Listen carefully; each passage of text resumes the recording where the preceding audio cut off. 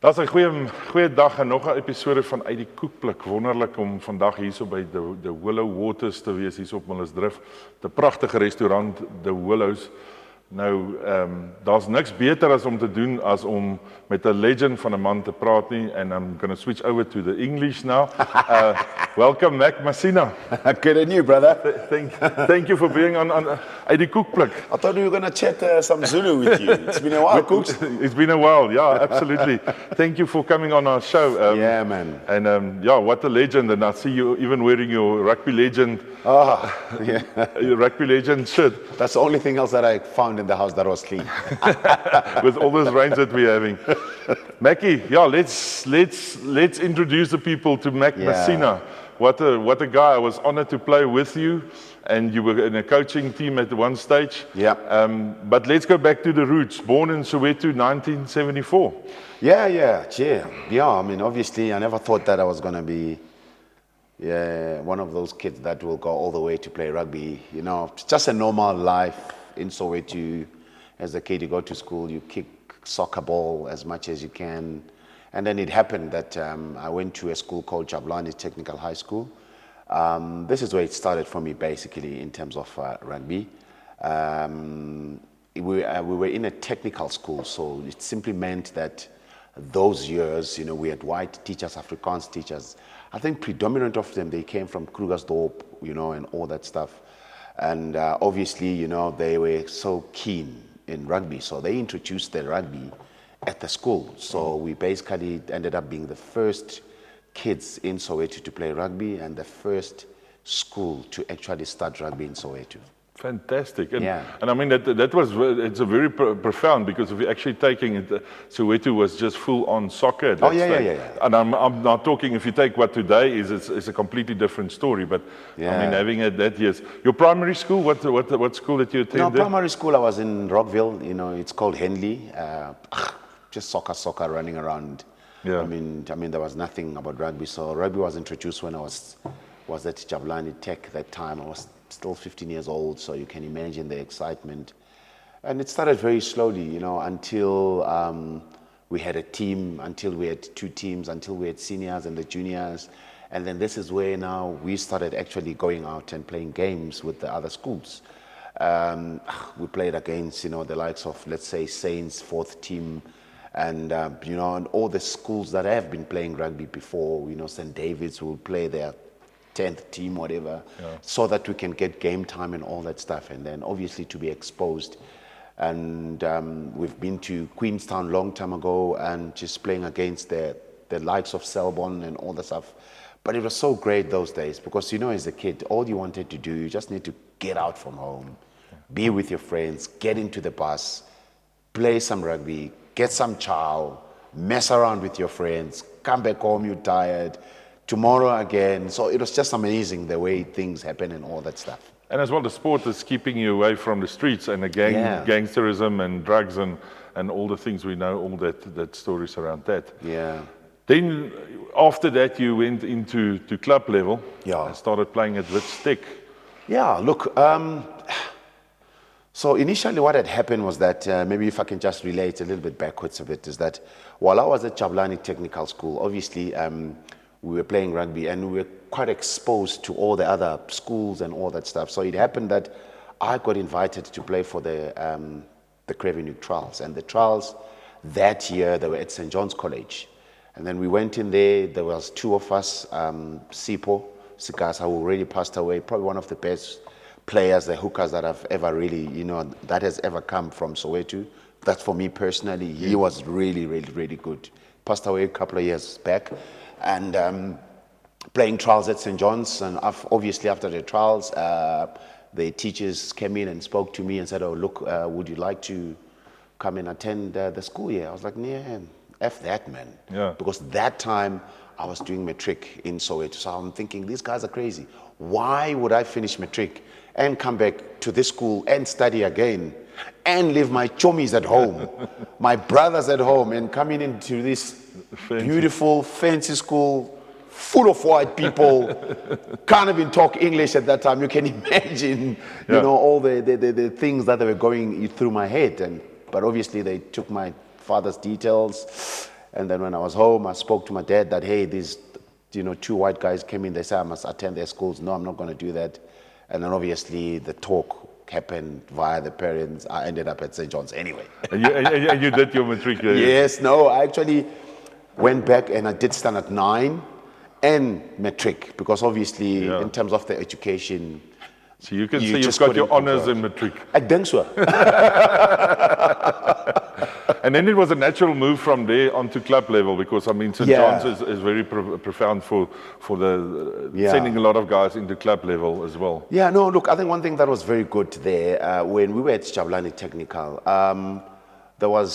we were not really being coached. We didn't have resources, if you understand what I'm trying to say.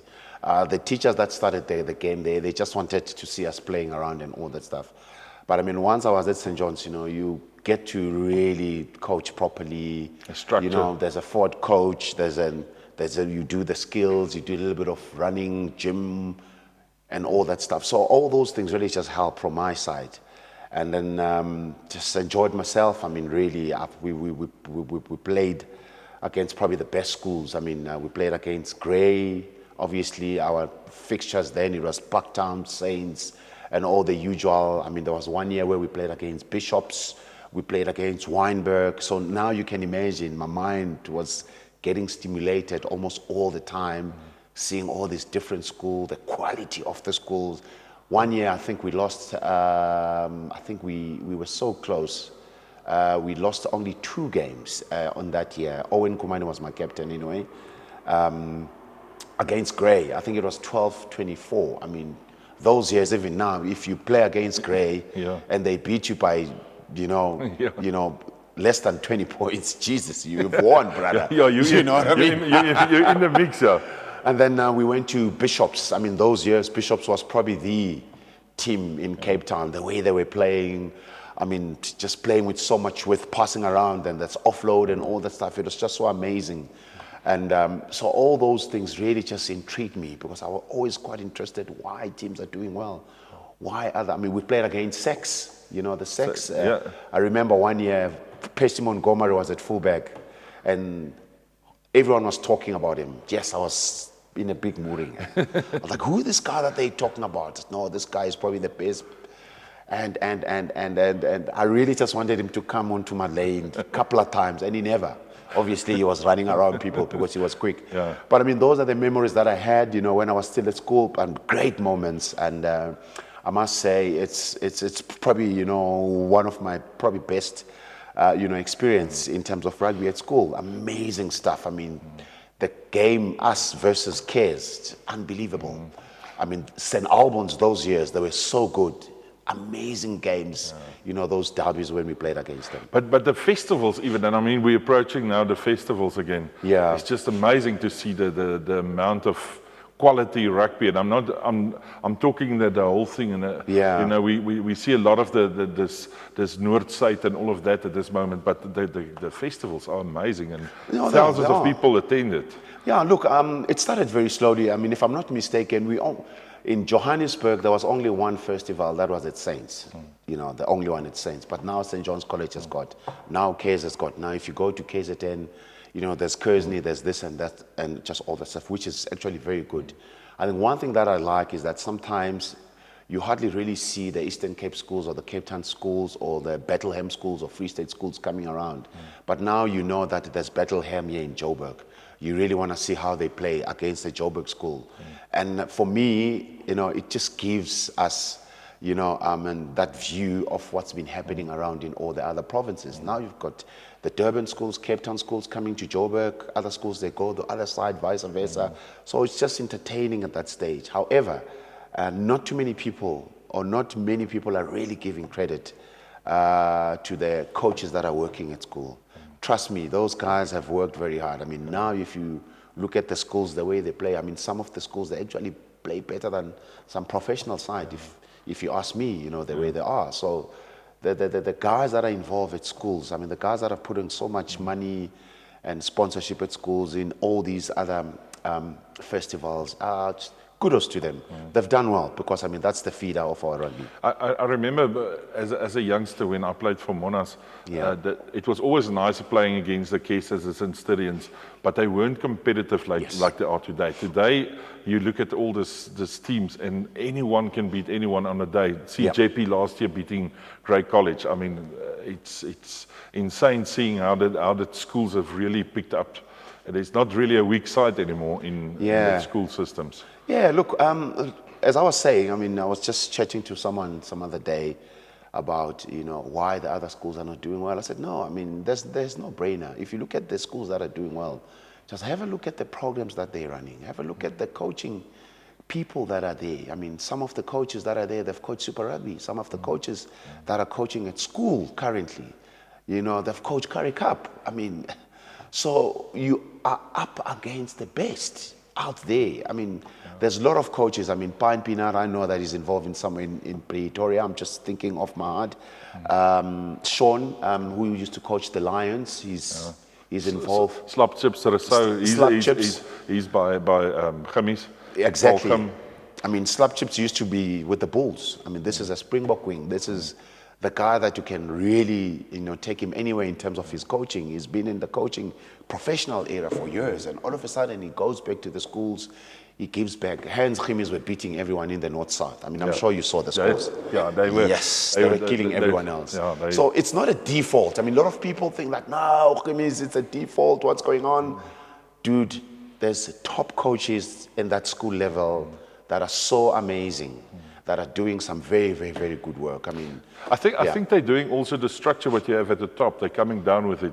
We used to have maybe the principal and one coach was running the first team. Now you've got a set of from a fitness and a physio and so it's the same as what you'll have at Super 12 level or URC level or any of that level. So they all bringing that, like you say, professional into the schools. And it's actually becoming scary. I said the other day, I watched the game and I actually said, but what's scary about this is that guys are actually still schoolboys. He has to still attend class. Now, I don't know how the teachers handle that. Big boys go sitting there and, juffrou, so it's very tough. No, I think it's been amazing.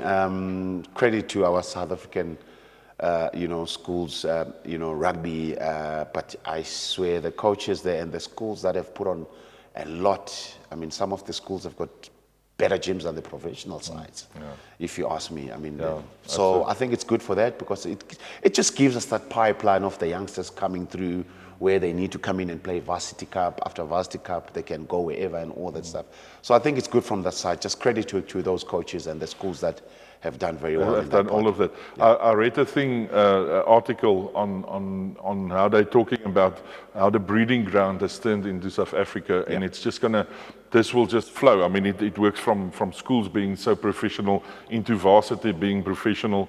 Varsity Shield is becoming very competitive, where a year or three ago it was still a dodgy thing. So you have so many competitive platforms that and there's so many teams coming through, so many guys. So it's becoming tougher and tougher. And I think the Springboks will always do well. We will, absolutely. Let's move on to club level. Witstek, they're at the RV Miller Stadium up there by Brixton. By SABC Towers.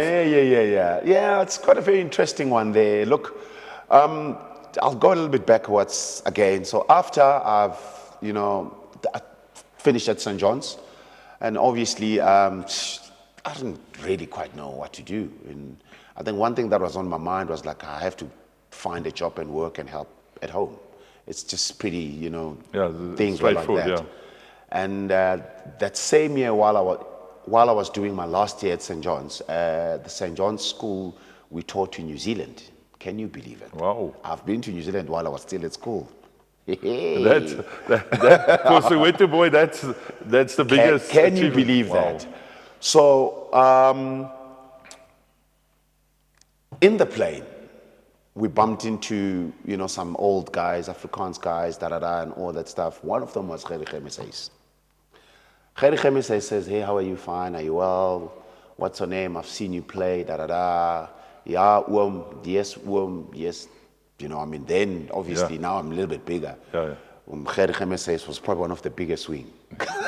He's brilliant. Very big, tall, Yeah, very nice guy. He said to me, look, if you want to come and study, here's my number, just for in case if you're keen, you must come and study with us and play for us, then at Witstech. I took it, I put it away and all that stuff. I was like, nee man, Comes a year, finished, and then I actually went to work. Immediately after matric, finished my matric, I got a job at the bank, believe you me. The bank called, is it NBS? Okay. Remember there was a bank called NBS? That's right, yes. In Germiston. And Kempton Park. Yeah, cooks. I got there, I realized that this is not my life. And everyone was like talking this, no, we're going to try and take you to this loan department, and from there we're going to move you to this department, and then we're going to try and see if we can move you into the managerial position. Yeah, I can't demand success, man, fuck this thing. I looked at them and I was like, Jesus. But what I didn't understand was, while we were there at work, trying to work, people never got along. And it was not my culture. It was not my thing. In rugby teams and rugby world, we all work together. Everyone else they want my piece. No, don't hang around with this guy. We want this and all that stuff. The corporate world, Yeah, but it took me 2 months. After 2 months, after I've been in Kempton Park for a month, I got moved to Germiston. I was using a train from Soweto to Germiston. It was just hectic.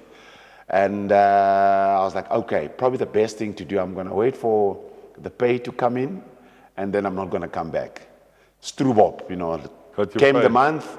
I did that. Once I got my money, I found a taxi straight to Witstech. I looked for Gerry. I found him. I said, Gerry, ek wil swart. I want to study.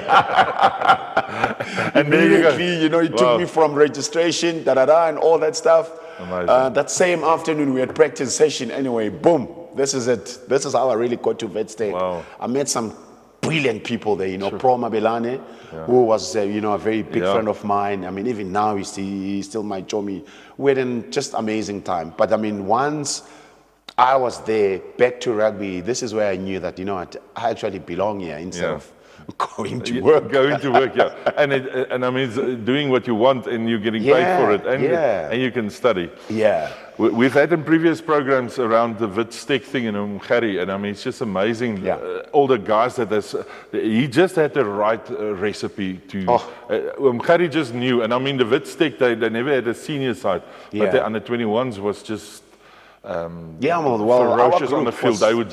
They literally took guys apart, and they were always in it. Gerry just had the top guys there. Our group, especially the juniors, we were very good. Then RAU was probably the best, but we really took them, to the cleanest couple of times. They were still great. They were still good because of the resources that they had. But us as Witstech, it was always a brilliant game, just us versus UJ in Joburg. It was quite nice. And a lot of bulk of the players that time, you'll find some of our guys playing for the juniors Lions and the juniors RAU, and then just being combined. We were only enemies only when we played against each other. Yeah, and then you also, you played in Wits as well. Then I met up with you, and you played the RAU with you or the UJ, which you're also now coaching today as a person as well. But, but you went around the club scene a bit. Yeah. Look, it was quite funny the things the way it happened. There was a year when Witstech was being closed as a club. And a lot of players left, they went to all the other clubs, the Pirates of this world, the Randfontein. And then I think for me, I felt as if, I was going to be more suitable to actually go and play for Wits. And then I really enjoyed my life at Wits. And it was so amazing, to be there at Wits. That's where I actually bumped into you. Yes. But funny enough, later, I was definitely recruited to go and play for RAU. That UJ time now, it was just RAU, RAU, now it's UJ. So just the whole vibe, it was so great, totally different as well. I think in those years, if you were playing at RAU, you had a better chance 100%. of playing for the Lions, because the same coaches that they were coaching at RAU, the Franz Ludica, who I actually got to play with him at number 6, you know, and then a lot of the coaches that coach at UJ, they were the Lions coach, you know, the junior. So it, you know how it's just like. But even you had your mate coming. You played with your mate again, Owen. Yeah. Back at UJ again. So. Yeah, I mean, so it was just amazing. But the good thing about that is that, you know, you were told, listen, come to our club. You've got a chance of playing for the Lions because it's the same players, it's the same coach. So there was no brainer, you know, for us, you know, just to move into UJ. Very, very, very good UJ sides. I mean, in those years, even if when we were playing club, you used to find someone like Ian McDonald to come in and play. Henny Leroux to come down and play, you know, a Yapi Milda who's going to come in and actually have a job for UJ because at that time there were students. Yes, so it was a very, very, very strong club. I mean, I must say, and just translate that to the Lions. So it was just amazing. Trots money, very proud people to go out there and just represent their club. It was just so amazing. But you're also picking up experience when a guy like that comes down, and you suddenly see you thought you're on a certain platform, and you meet up with this guy, and you're just like, whoa, okay. And then you see like Ian McDonald. I mean, that guy's work rate was just next level. He just trained and trained and trained and trained. Oh, yeah. I mean, he was a machine. So playing with that guy also picks up your game. Exactly. I mean, obviously you went in just to coach the the RAU team. Yeah. And then of course, one of the legends of the game that no one really talks about him. Probably one of the best flankers we do have, workaholic. I've seen his sons as well that came in just to play. They were also good, but Mac was the man. Sure. And I mean, just good times then, but tough. I mean, Russell Winter was at UJ then. Yes. RAU, yeah, but some of your best rugby. Yes, and it was just, you know, amazing. You know, Marius. I mean, I had to stay with one prop called Marius. Fente, great guys. I mean, I can name Pretorius, the center that went and played for the Bulls. Yes. Andre Pretorius, yes, he was with us, and then obviously he became a box. So it's just so amazing players. So then it was just an amazing family to play for UJ. Yeah, that's it. And then from there you went on to, because of that, you went on to play provincial. Yeah, look, provincial, if you remember the olden days, they used to call a team the Lions presidential team or the VP presidential or Buller presidential. Yeah. It was all the... It didn't happen, but happened. Yeah, it was all the guys that couldn't make it into the main team. Yes. Now they've turned that into like a development side and all that stuff. A couple of duckies playing around there. And so yeah, no, man, that was good because what it has done for us then, Cooks, was that we got to play against the Bulls. We got to play against Western Province. We got to play against the other provinces. I'll give you an example. A guy like Brayton Paul, say if he's been dropped from the seniors, you got to play against him. Do you understand what I'm saying? Absolutely. If you go to the Bulls, a guy like, I think it was Yanni Klaassen, the big center. Oh, yes, yeah. I had to face him, you know, and you understand what I'm trying to say, those years. That actually made us just to learn. Absolutely. It's a learning curve. It was just so good just to do that, although it was not really funded that properly, but still, I mean, we were young. Exposed to that. The good thing about it, you know, you just got to play against another provincial side where at any given day, if they've dropped a couple of players from the main guys, they come down, yes, you're going to, yes, I'll cray. It was going to be a difficult afternoon. But in this whole process, you were looking for Sax. You were still looking if you can see Sax playing against you. Or did you have another chance against Sax Chirwa? Sax Chirwa. Sax Chirwa came in as a youngster. I could see that he was a baby, full of life, full of everything else. Mad as hell, very vocal, happy days every day, always up for the party every day. Yes. He was just a different character. But then again, hey man, once he was on the field, once he was switched on, he could do some brilliant stuff. So that's something that I really liked about him. He was absolutely, you know, and good guy. I mean, a rugby person. He loved life. He loved the nightlife. He knows. And then in the process, then you played for the Falcons, and then obviously then later on the Lions as well. Yeah. So no, what had happened there is that I was involved with the senior side, you know, the Lions. If I'm not mistaken, Davis Neyman was the coach then, long time ago. Not too many people know that Davis Neyman actually came in and coached the Lions. But I never really just got the game time, you know. I've always been holding the bags like any normal rugby player. But I've been patiently sawing all that stuff. And one day I just got a call from a coach from the Falcons. I'm just going to remember his name now quickly. He used to play scrummy, short, you know, stocky, tough as nails. I'll give you his name now. Would you like to come and train with us and have a game? I said, yeah, cool. I mean, there we go now, training, driving to Brakpan. You know, yeah. I actually got my first Currie Cup game, you know, when I played for the Falcons at wing. And guess who we played against? The Lions. Yeah, Western Province. Oh, Western Province. Yeah, pal. And they were hot. They were hot as nails. But then again, and then immediately after that, I hung around for like 2-3 weeks again. Now the Lions call me. Now I was introduced properly onto the team. This is when now they've started just to give me game time. So sometimes you got to be a little bit patient, and sometimes you got to be at the right place at the right time. You know, sometimes where you think you are going, it's probably not your path. So, I mean, who would ever thought of me going to play for the Falcons? And no one wanted to go there anyway. Yeah. But then again, after that, there's quite a few players that actually went in to play for the Falcons and became Springboks. Sure. Adrian Jacobs, you know, just one of them, you know, one of the best centers ever, you know. Never got any opportunity around where he was coming from, but he came in here to Josie. He played for the Falcons, and Bucky Sporter. I mean, those are the other guys that have played, you know, for the Falcons, smaller unions, and then ending up really just going far. So this is good for the kids as well. Your preferred position was always centre, although you played a lot of wing. Yeah, look, for some reason, you know, I never liked wing. You know, I knew that I was okay with pace, but I was not blitz, if you understand. I liked the idea of being involved a lot, you know, in the mix and all that stuff. But I guess it was probably in the olden days where they see a dark as that, hey, wing, baba, balega, you know, run as if the police are chasing you and so all that stuff. But I mean, obviously at my later years when I was getting a little bit older, you're getting a little bit slower. Now they just shift you in again. But they should have shifted you in there by us. Yes. In a proper a little bit closer from outside center. Now you're inside.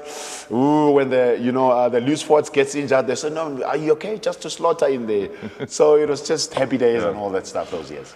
And then the amazing part comes. Yeah. You play sevens, Yeah. Blitzbox sevens, and that was the beginning years. So that was the first time when you guys got also were the first professionals, let's call it in that way. Of the Blitzbox. Yeah. Well, we got called up. Obviously, we know Springboks, sevens. Even now, they're still based in Stellenbosch. So we got called. You get told very quickly that, look, you are selected for the training camp. Boom, you get to Cape Town, you train. It was tough. I mean, the transaction from coming from 15 now, you jumping into the sevens, international. It was just amazing. The way we trained, Buddha, I swear, Next level. It was tough. It was one of those, when you finish training, you eat, you sleep. You wake up the following day, then you go to training again. So it was tough, but very good exposures.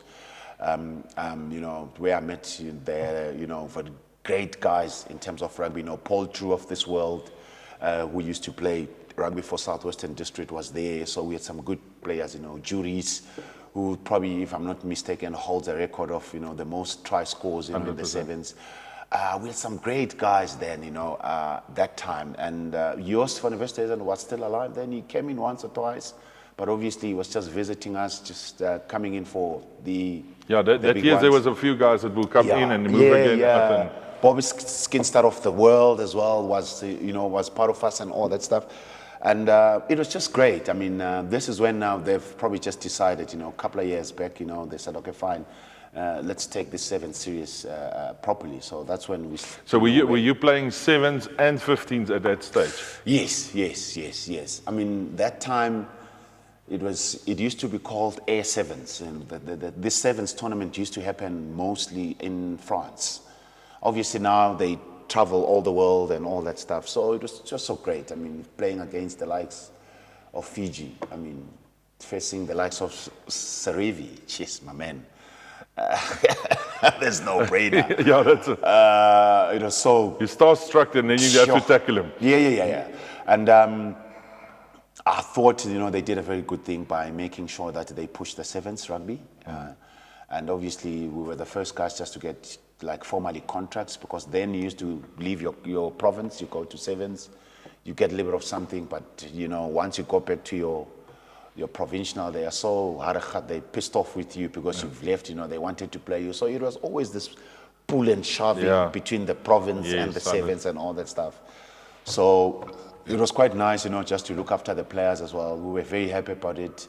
And that really just changed things after that. I mean, on the hands, after those years, it was quite easy for the sevens to have a squad, pick a squad, and just play sevens only, and make sure that you play international games so that the guys can be better. I mean, that's the recipe that was decided, I think, long time ago. Yes, there were people that really just came in and make sure that they enforce it in terms of being so strict about sevens players going all around the country and picking even the younger guys that are not looked at in terms of the 15s, and Chester played a very big part in that.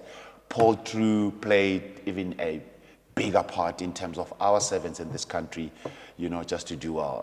Yes, Neil Powell was there after that, but by that time, I think the template was there, and then it was quite really just easy, just to follow the template. And of course, Neil put on some great stuff for himself as well, just to make it great. But the main factor that it was decided that this is the way, someone else thought about it in that way. Yes. For me, it was just an excellent thing. Coming back to the 15s, was it nice for you because you learned to find space? The sevens, and because it's a faster game, everything around it, did it make your 15s much better? It was a breeze, man. First of all, you were the fittest. You ran like crazy. Energetic, because I swear, sevens, cooks, they program. Not too many people are aware.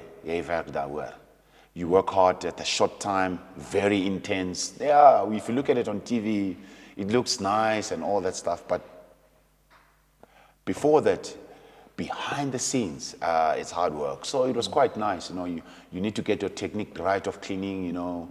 You understand that now everyone can steal the ball. You can actually jerk as well. So it was just amazing and all that stuff. Although it was not probably as physical as the 15. So it was quite good for us, because if you are an outside back or in center or a wing, it's more or less exactly the same. It's not like as physical as you guys right up in front there in the forwards, killing each other for what? We don't know.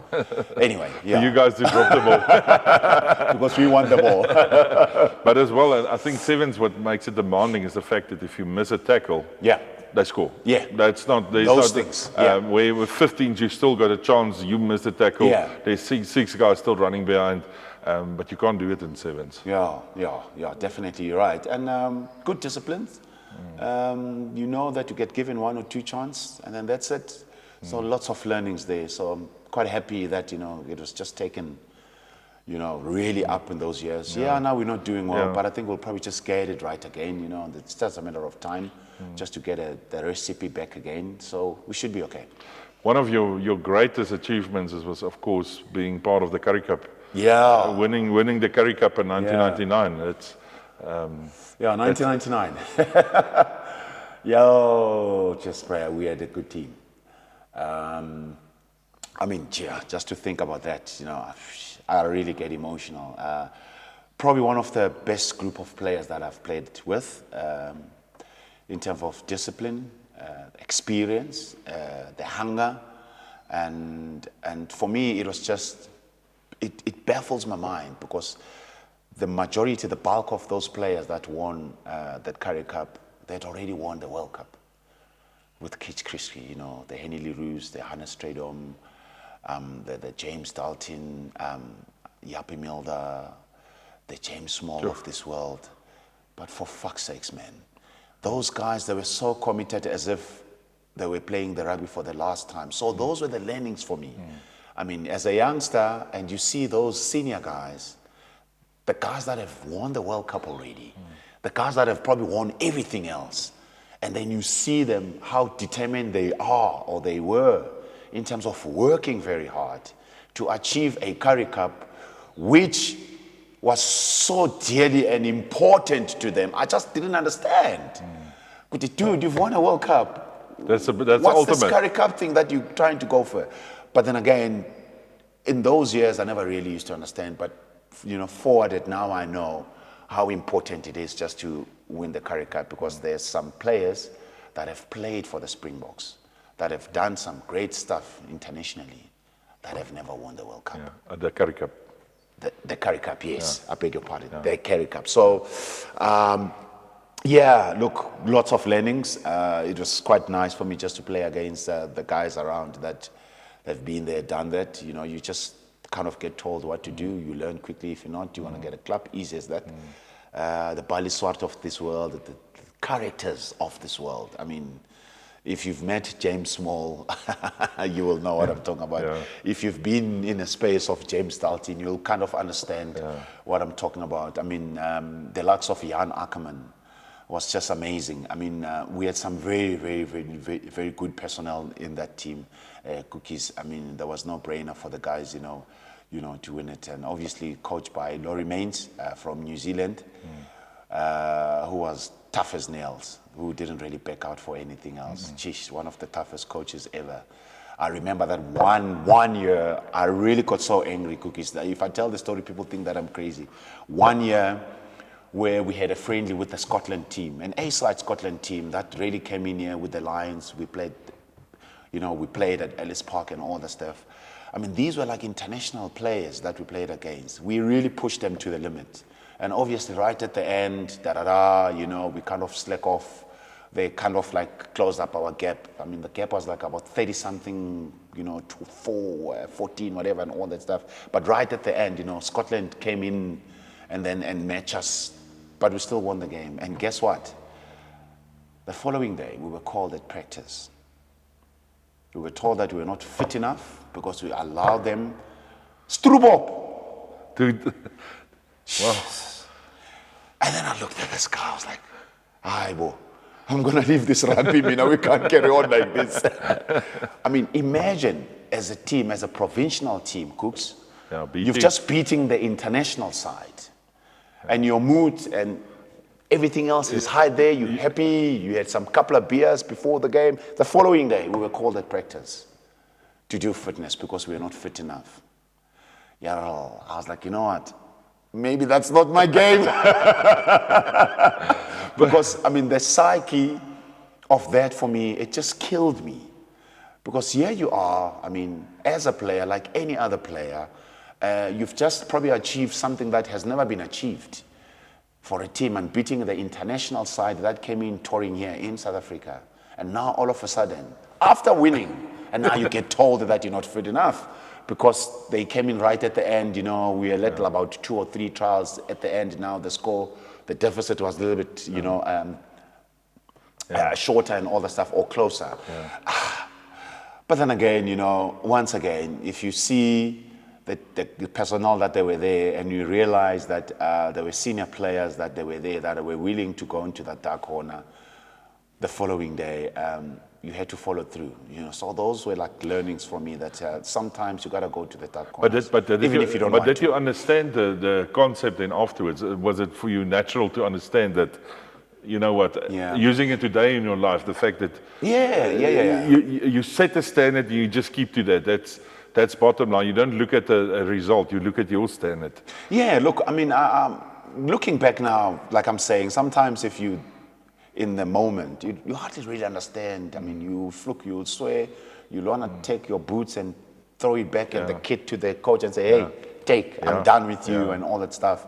But just going back, because I think in those years, I mean, in the olden days, dude, you just get told to do something, No one really explained to you why. I mean, you will understand that even the coaches in the olden day, they used to drop you. Yeah. They don't even tell you that you're not on the team. You'll hear when they announce the team that you're not there. And it wasn't a WhatsApp. It was and then after that, you don't know why you dropped, what did you do, and all that stuff. But I think it was just a way of doing things then. The culture then, it was different. But now, obviously, I mean, if a coach comes in and say, guys, we're doing this because of A, B, C, D, and explaining, then you actually get to understand why. But I think he really needed just to instill, the toughness in us, because in that same year, that's the year where we actually won the Currie Cup.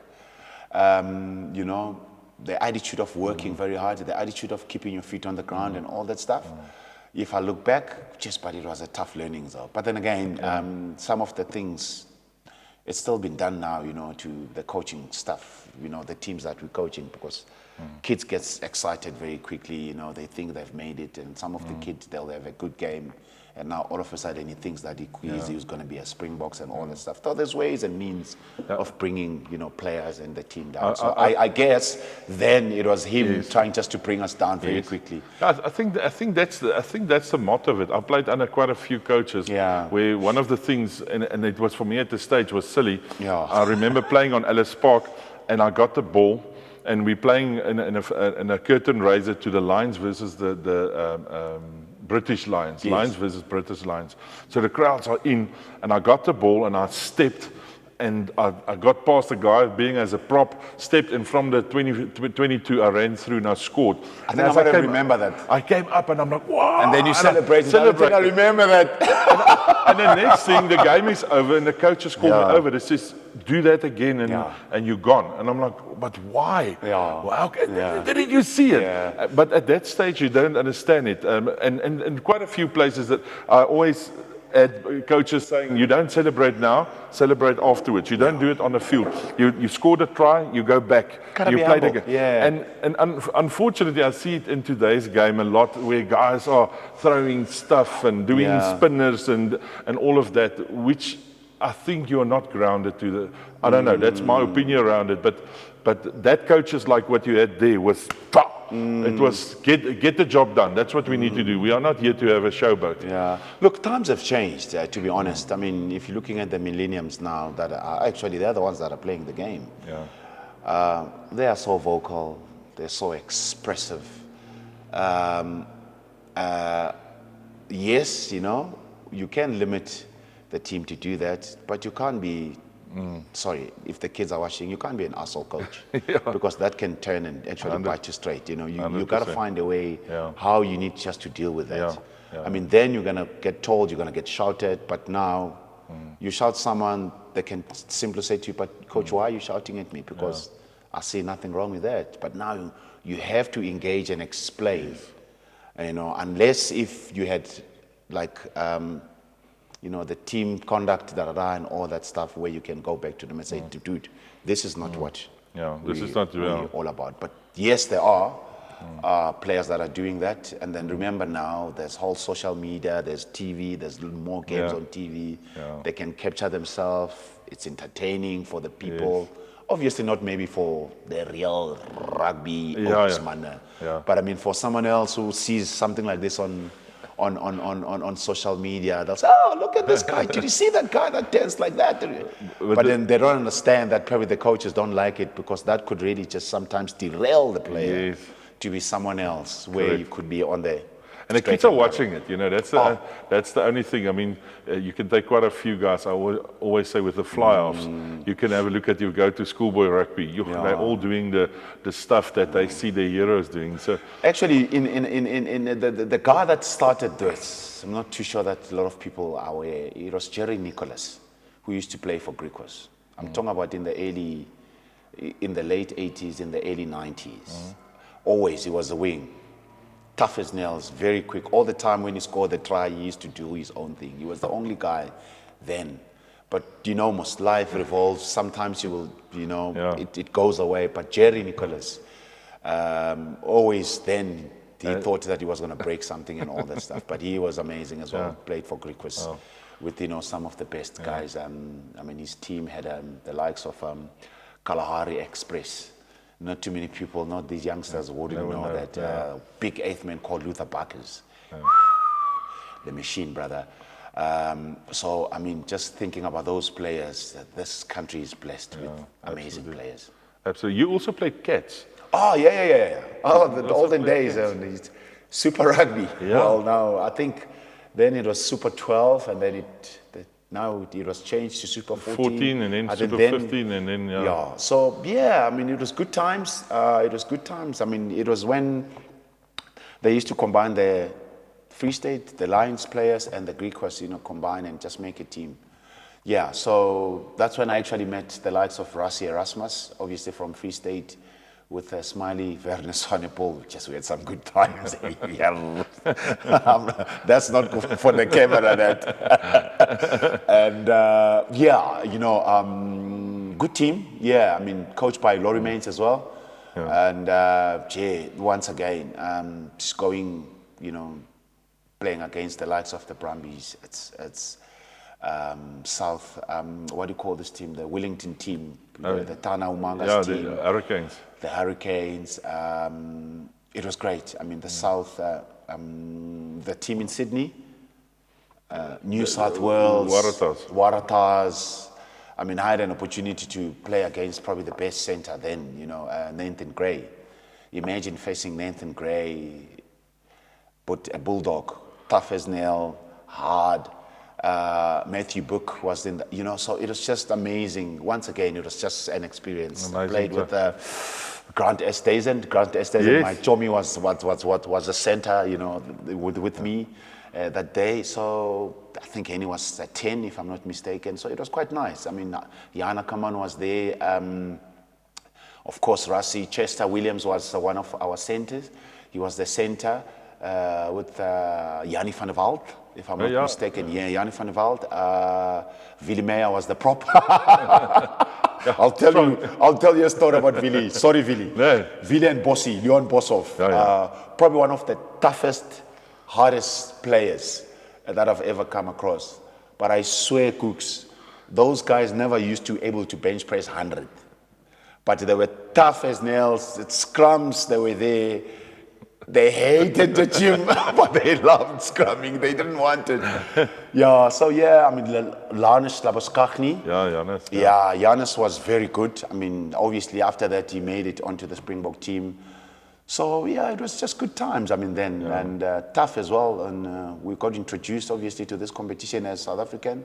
We got some hiding, but, second time a year, hence the Cats, managed to really close, I mean, to even play into the semis. That's right. So it was happy times, good learnings as well. Once again, there you were exposed to the international era. I mean, I was very happy to have someone like Chester Williams on my side. He helped me a lot. Obviously, then he was coming from Western Province. He had so much experience.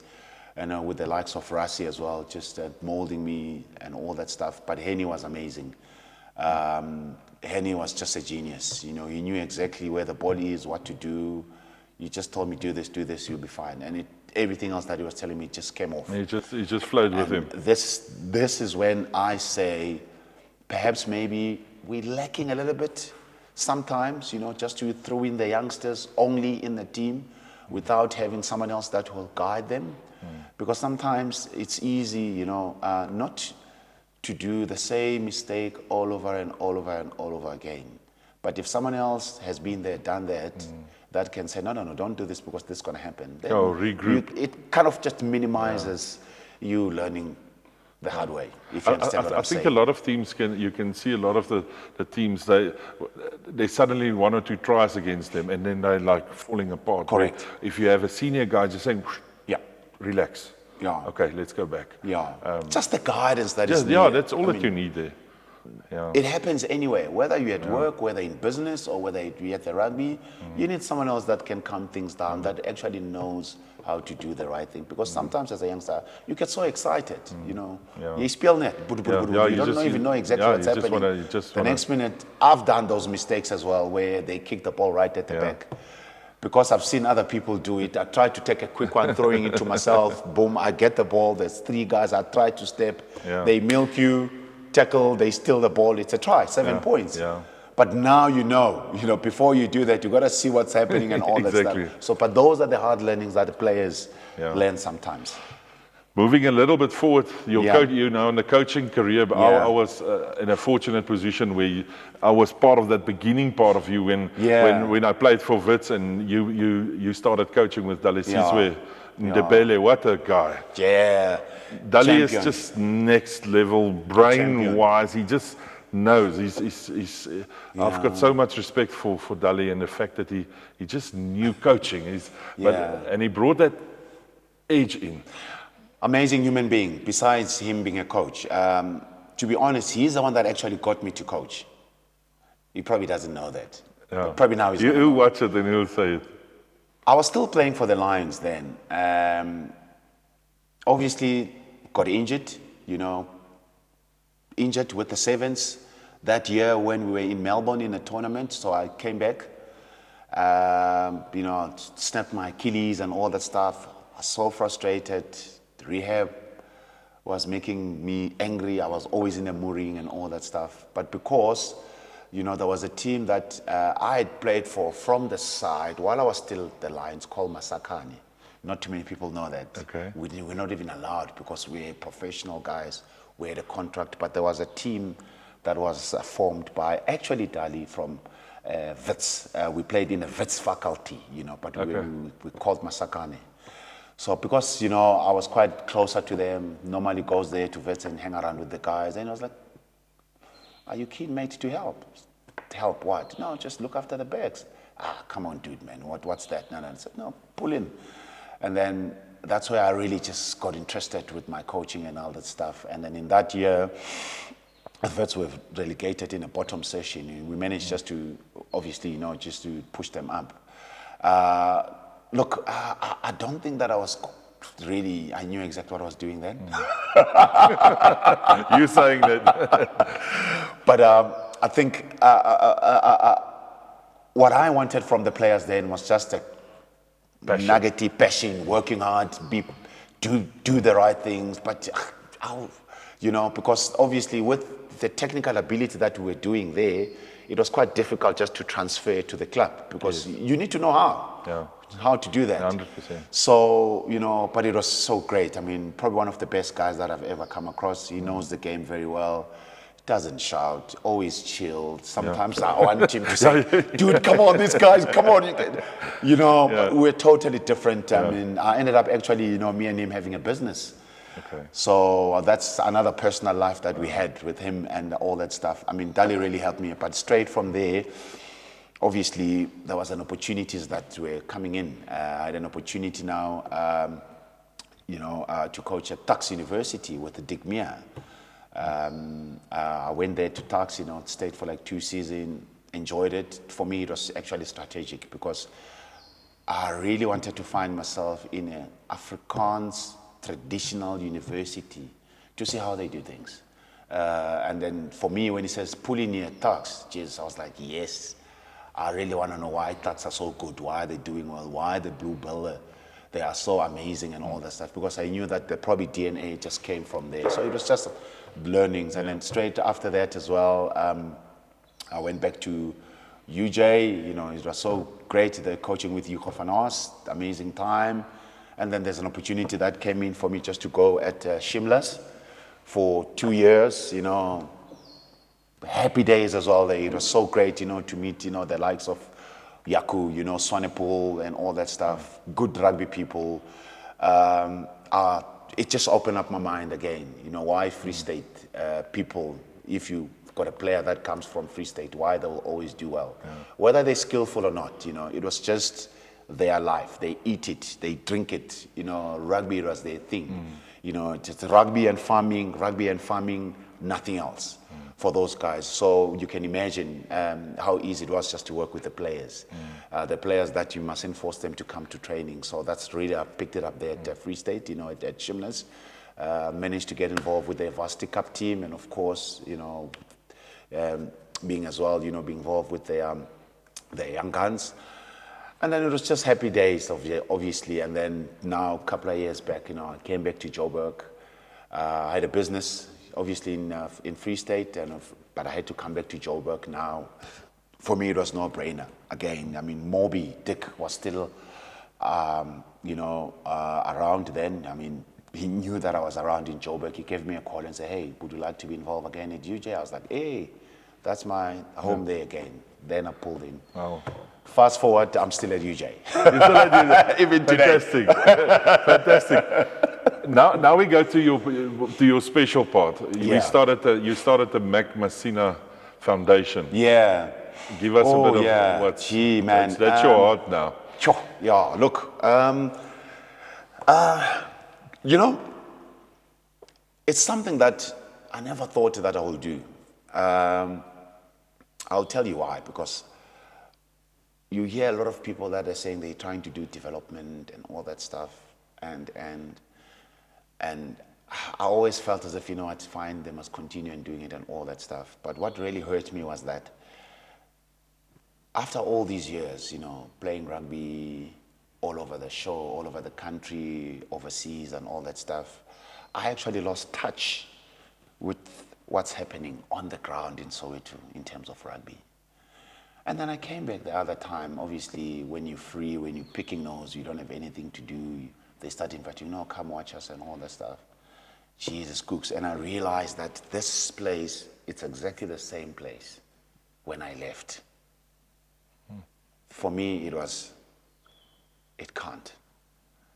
I mean, imagine you leaving a place, 20 years later, you come back, it's still exactly the same, even worse. And the same situation, same everything. And then I was like, no ways. You see that. And obviously, you know, looking at what other people have done and looking at what we've done with Dali Sizwe and Ndebele, because at one stage we had our own development rugby program that we used to run called Rugby 101, where cookies, I swear, you know, we had about 6-7 buses of the kids full from Soweto, coming to town, playing, doing all the other things. But that thing was no more. And for me, it hurt me because I knew that we have to have rugby in Soweto. And then I went back to my school where I started, which is the Jabulani Technical High School. I spoke to the principal. I said, look, hi, Mac. Obviously, some of them, old teachers, oh, is it you? Are you old enough? Hi, ma'am, my sir. Yeah. Are you back, my son? Whatever. I said, I'm back here, but I'm coming here for one reason. I want to restart the game again here at this school, but now, this time, we're going to try and make this school to be the best schools in rugby. Then we used to just compete, Somernet, but now we want to make things happen here. We want to create a school from Soweto that will go and compete against Monas. The school that will go compete against, I mean, you know, the Pal Boys, maybe Afis. Maybe we're not there yet, but that's the goal. Yes, know. 100%. Let's create an environment for the kids, you know, to able to train, to gym. Let's get the right people. Let's get the right coaches. Let's get the right sponsors if they can. Let's have a gym. You know, let's have games. Let's make sure that we do that. Let's create an environment where the kid, if he's passed well, you know, we organize him the sponsorships to go and actually study at UJ or at Wits. I said, let's create that so that the kids now, if they play sport, they know that they're not playing sport because they're messing around. There's something in it. So basically, that's what really just drives me. You know, with the experience that we've done, me and Dali, with what I've seen out there, and I took a hard decision that I'm going to do this non-profit organization. We're going to start a team. We're going to get the coaches. We're going to coach. We're going to look after them. We're going to make sure that the medical stuff is there, the training. So basically, it was just starting something from anywhere else. From zero. And amazingly so, the support structure that I've been receiving from the coaches that don't even get paid. I mean, some of the coaches, they were there, we lost them because the schools that have got money, they pay them. So it's quite tough. I mean, going back, looking after the field and making sure that the fields are being cut. It's small things that matters, and making sure that the kids have got a meal, cookies. Wow. I mean, it's things that not too many people. The basics actually of life, not just from rugby. There we go. I mean, coaching the kids that you know that this kid actually stays with a granny at the hostel. I mean, where he wants to be here most of the time, because if he goes home, there'll be guns and murders where he's staying in his community. So it is just something else. It's just something that, you know, I'm so passionate about it, because going back, I was actually one of those kids. And I did manage just to pull it through with all the support. So now I'm going back and say, okay, fine, let's try and see if we can create 20 Masinas in the world so that they can come back and plow back into the community, you know, not one person, because the bulk of them, I guarantee you, they'll come back and plow back onto the community. It's all about the community-based, and I think we've done very well. I mean, last year, we played into the final of the Lions, under 15, they call it 5B, which is not like the top schools, but the bottom schools, We play against Freiburg and all that stuff. And then we did manage to actually made it into the Noordvaal final. So those are the achievements that we have. Two of our players played it into the under-16 Ikawe week last year at Queens, and this year, which is 2025, we've got one that has made it. But I would have liked just to push for more. But it's the learnings. We've got a very young group. Majority of the guys are just under 16 and 17, which they'll be probably be better next year when they're 17 and 18. Just leading on to their matrics. One of our player that we've managed just to push him through to study at UJ, via the bursary. So that's the ultimate. There's always different ways of making it in life. But it's also giving a solid ground.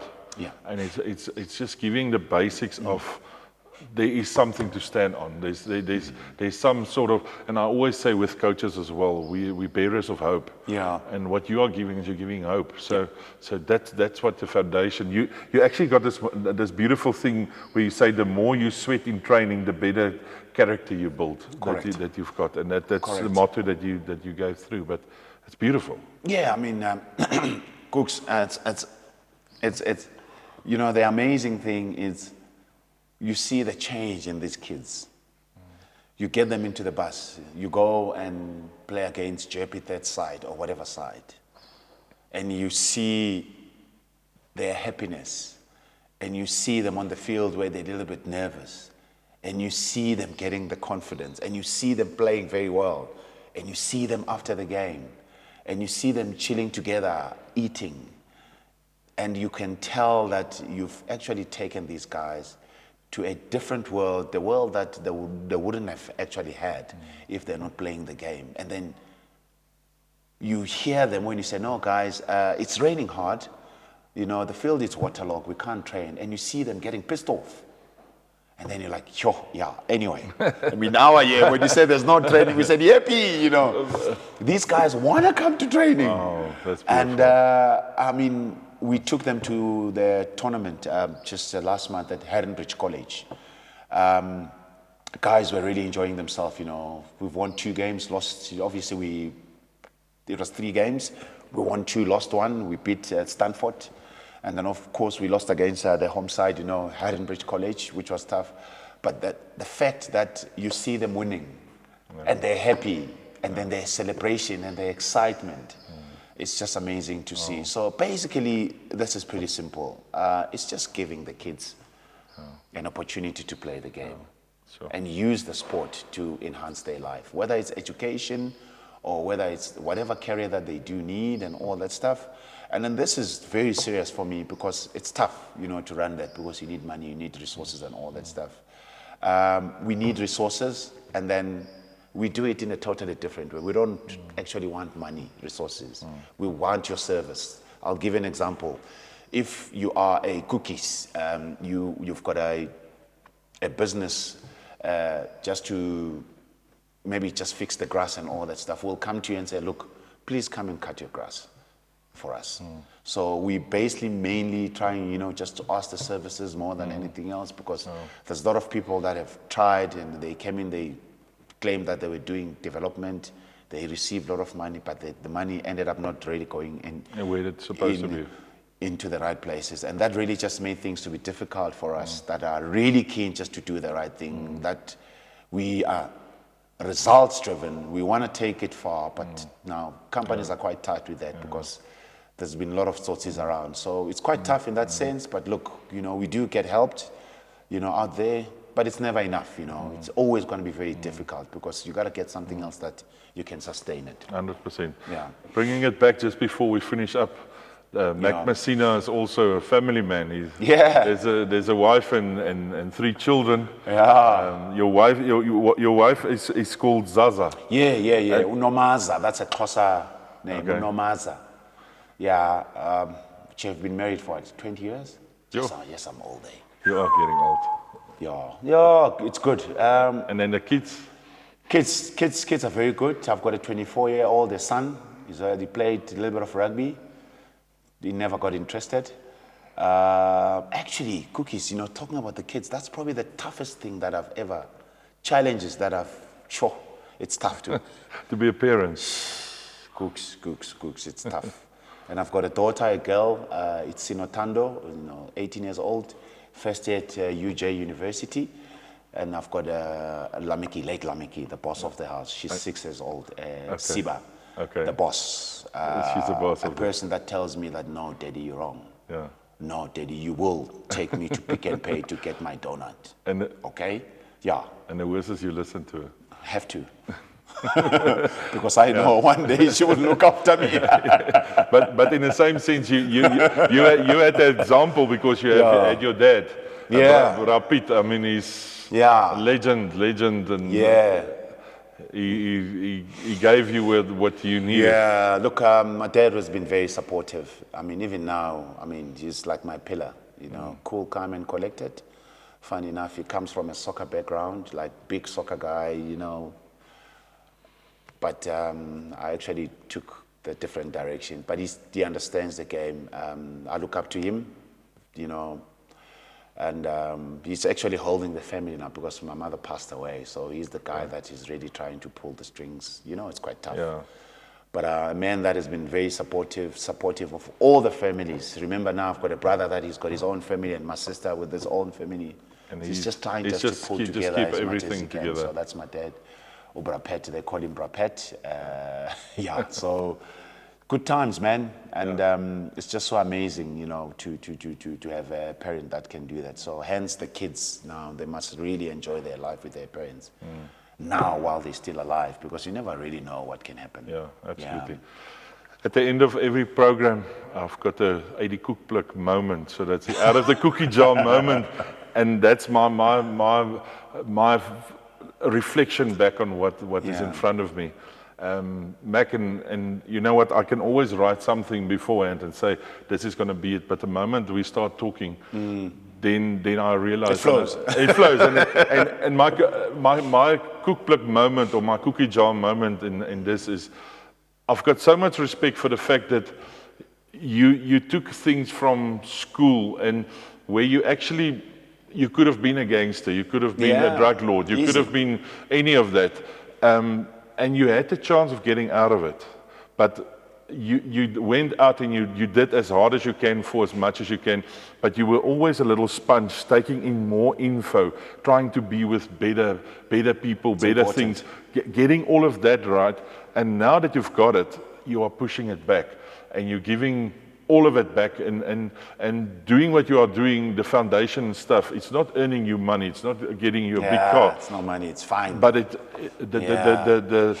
your satisfaction is the fact if you see that little boy coming up, or the next Mac running on the field and scoring a try. And my reflection on that is, I love that from you as a human being, being humble, being just a great guy on putting back into your roots. So I honor you, I salute you for the fact that you are a man for the roots, you are a man for taking things back. Thanks, man. Well done. Look, that's where I'm coming from. I was born in Soweto. I mean, that's one of the things that you look at Soweto, not even rugby, Cookies, you can look at any other sport, and you want to tell me that out of the millions of people that are there, we can't even manufacture or create or have the best swimmer in the world in Olympics.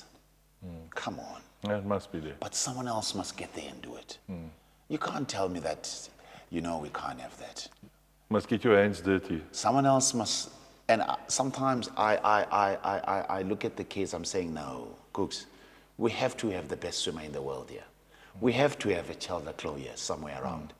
But we wouldn't know if no one else is actually doing something. So rugby for me, it was no brainer. My life, my thing, I'm passionate about it. So that's why I was a little bit biased to say, hey, Excel, I'm going to do rugby, not anything else. Well, that's the only thing that I know anyway. Absolutely. Thank you very much for being out of the Koekblik. Thank you.